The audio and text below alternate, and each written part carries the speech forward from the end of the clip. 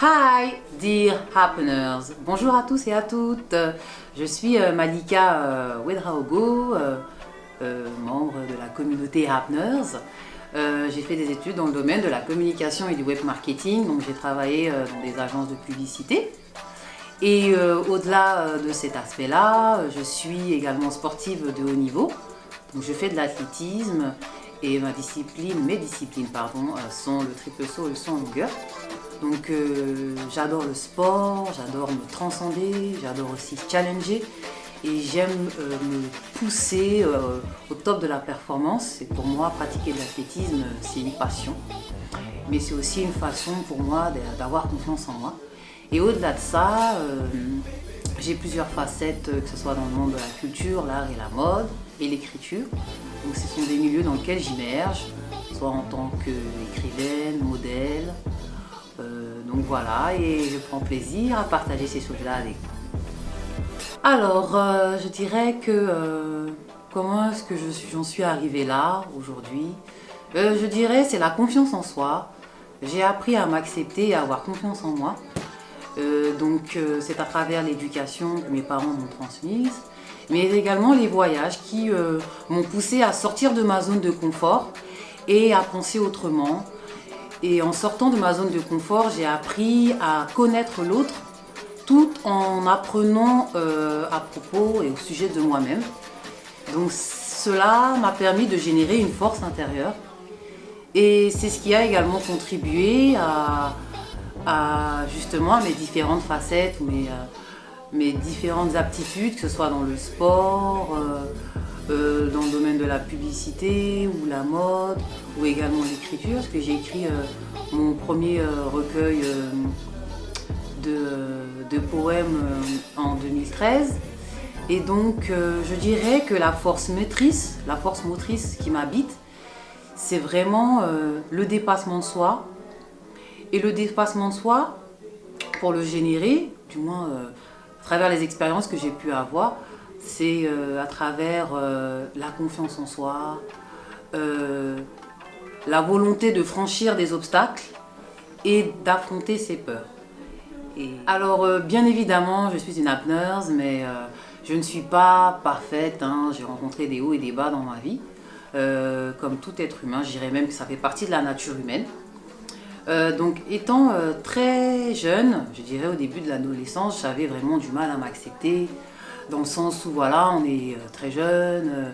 À l'époque, il fallait avoir le 3310, le Nokia. C'était la période des boys bands, des girls bands, des Spice Girls. Donc je voulais ressembler à telle fille. Je voulais que ça soit que ce garçon-là soit mon petit copain. Je voulais que cette chanteuse-là, voilà. J'avais vraiment un besoin de repères, puisque voilà, la société souvent nous impose des figures. Et souvent je m'identifiais soit par exemple la chanteuse Lily Kim en l'occurrence ou d'autres, mais je ressentais pas que c'était moi en fait. Il y avait comme une sorte de fake. J'étais plus dans la mouvance followers, you know. Et un jour je me suis remise en question. Je me dis mais connais-toi toi-même d'abord avant de suivre ce que les dictats de la société t'imposent, les dictats de la beauté. Et donc en faisant mes recherches personnelles, en lisant des ouvrages sociologiques, etc., eh ben, j'ai pris confiance en moi et j'ai appris à être non pas l'image que la société voudrait m'imposer, mais j'ai appris à créer une image qui est en adéquation avec mes valeurs, ma personnalité et qui je suis. Donc, partie dans cette démarche-là, j'ai décidé d'honorer ma chevelure crépue, qui est le reflet de mon ADN, de ma génétique, parce que je trouvais que c'était une façon pour moi de montrer une autre façon de valoriser la beauté, mais aussi une façon de sortir des codes sociétaux dans lesquels bien souvent on est enfermé. Donc, voilà.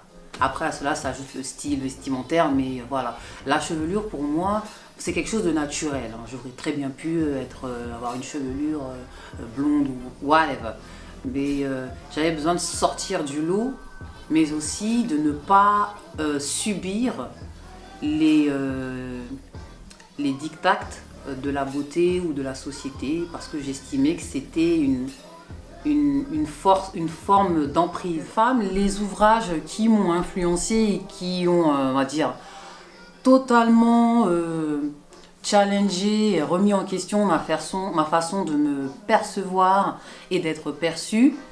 Il y a l'activiste Angela Davis, qui est une afro-américaine, qui dans les années 60 militait pour les droits civiques des afro-américains. Et donc son autobiographie m'a vraiment marqué, voilà, son combat pour les droits civiques, mais également la place et le rôle de la femme dans la société.